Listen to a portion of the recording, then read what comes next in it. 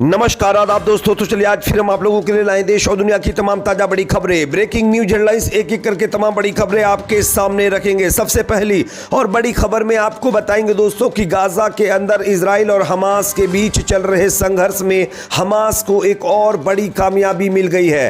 पहला जो अपडेट वो ये है कि हमास ने गाजा का कंट्रोल इजरायली सेना से छीन लिया है, और दूसरी अपडेट है कि हमास ने इजरायली सेना पर इतनी बड़ी कार्रवाई की है कि उसमें 2 और इजरायली सेना के जवान अब नहीं रहे हैं। आगे इसकी पूरी जानकारी आपको देंगे। साथ ही साथ अगली बड़ी खबर में आपको बताएंगे दोस्तों कि गाजा में जिस तरीके से लगातार इजरायली सेना महिलाओं और बच्चों को और निहत्थे लोगों को निशाना बना रही है, इसी बीच सऊदी अरब की पोल खुल गई है। गाजा में हजारों लोग जिस तरीके से खत्म किए जा रहे हैं, वहीं सऊदी अरब अपने देश में नाच गाना करवा रहा है। इसको लेकर के अब सऊदी अरब घिर गया है। आगे हम आपको कुछ तस्वीरें दिखाएंगे जिसको देखकर आपको समझ में आ जाएगा कि सऊदी अरब को गाजा की कितनी फिक्र है। साथ साथ अगली बड़ी खबर की बात करेंगे दोस्तों, जो कि सामने आ रही है दोस्तों कि हमास और इजराइल के बीच चल रहे संघर्ष में अब आरएसएस प्रमुख मोहन भागवत का बड़ा बयान सामने आया है। क्या कुछ उन्होंने कहा, इनके बयान को भी सुनाएंगे। साथ ही साथ अगली बड़ी खबर में आपको बताएंगे दोस्तों कि अब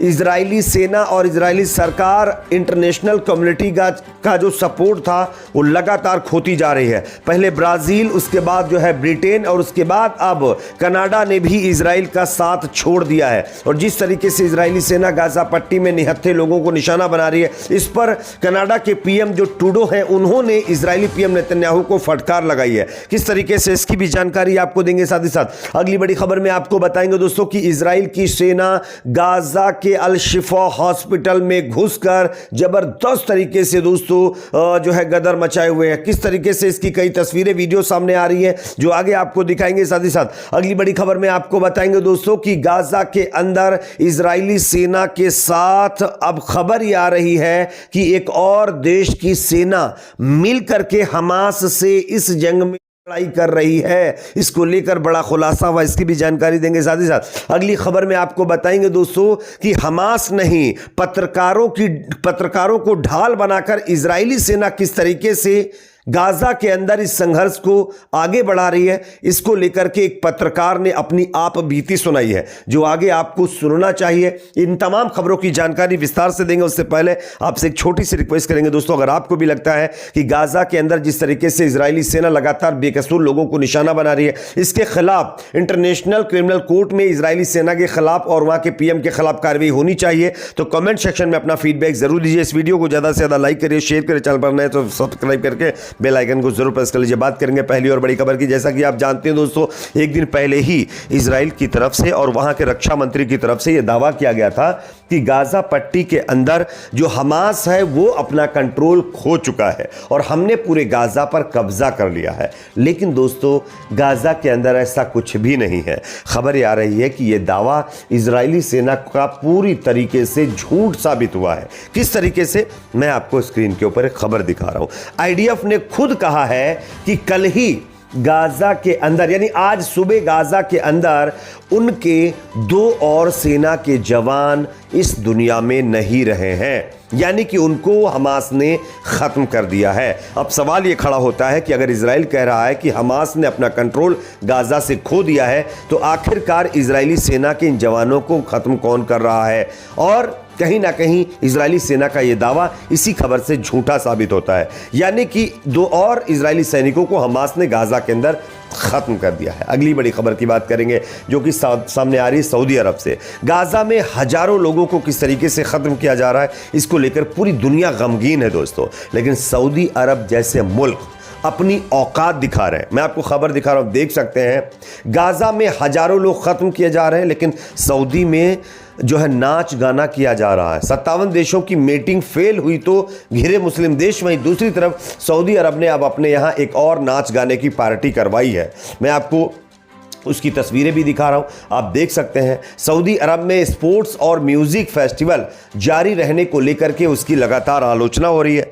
मिडिल ईस्ट मिरर के लिए लिखे एक लेख में डॉक्टर अमीरा अबू अल फतेह ने सऊदी अरब की नीति पर सवाल उठाए हैं।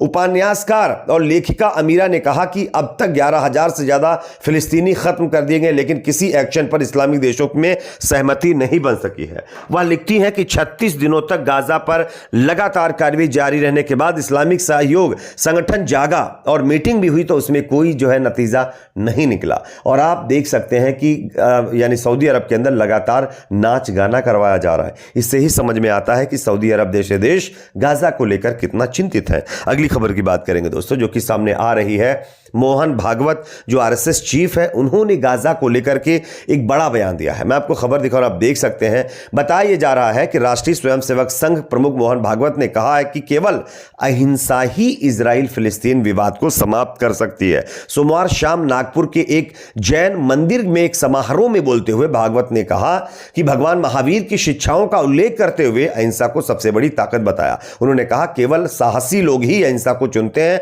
क्योंकि इसके लिए बहुत ताकत और हिम्मत की आवश्यकता पड़ती है। और जिस तरीके से गाजा पट्टी के अंदर इजराइल हमास के बीच ये संघर्ष चल रहा है, ये संघर्ष खत्म होने का एक ही उपाय है, वो है अहिंसा। अगर अहिंसा का रास्ता अपनाया जाए तो ये फिलहाल जो कॉन्फ्लिक्ट है ये खत्म हो सकता है। अब सवाल ये भी पैदा होता है, खुद आरएसएस के लोग कितने अहिंसाकारी होते हैं, खुद वो कितना अहिंसा पर अमल करते हैं, ये आप देश में देख ही रहे हैं। अगली खबर की बात करेंगे दोस्तों, जो कि सामने आ रही है।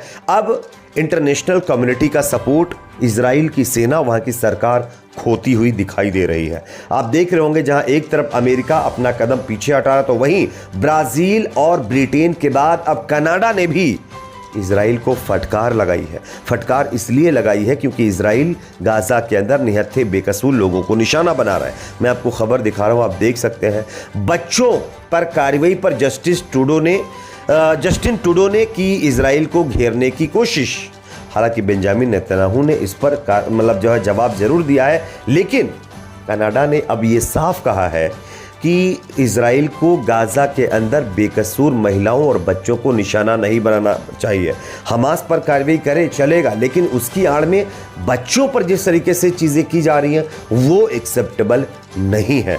आप जानते होंगे शुरू में कनाडा एक ऐसा मुल्क था जिसने इजराइल के समर्थन में वोट भी किया था और इजराइल की कार्रवाई को सही भी बताया था, लेकिन अब खुद कनाडा के पीएम उसको गलत बता रहे हैं। तो ये समझ सकते हैं कि इजराइल किस तरीके से इंटरनेशनल कम्युनिटी का सपोर्ट खोता हुआ दिखाई दे रहा है। इसीलिए 15 दिन का अल्टीमेटम वहां के रक्षा मंत्री की तरफ से दिया गया है इजरायली सेना को।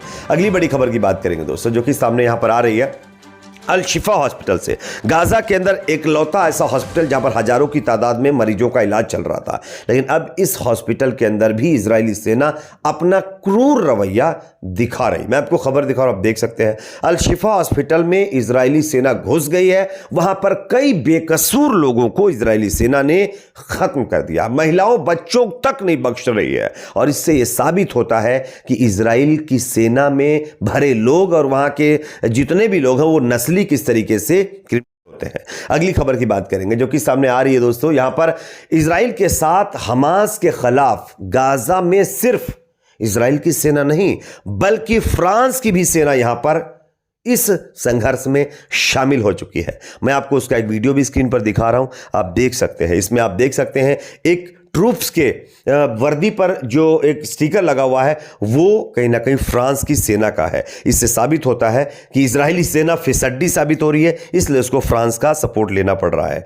अगली खबर की बात करेंगे दोस्तों, जो कि गाजा से ही सामने आ रही है, जहां पर एक पत्रकार का बहुत बड़ा खुलासा दोस्तों। एक पत्रकार ने यह कहा है कि हमास नहीं बल्कि इजराइल पत्रकारों की ढाल बना रहा है और पत्रकारों की आड़ में अपनी तमाम करतूत को अंजाम दे रहा है। इस पर आपकी क्या राय, कमेंट सेक्शन में बताइए। वीडियो को लाइक शेयर, चैनल को सब्सक्राइब जरूर करें।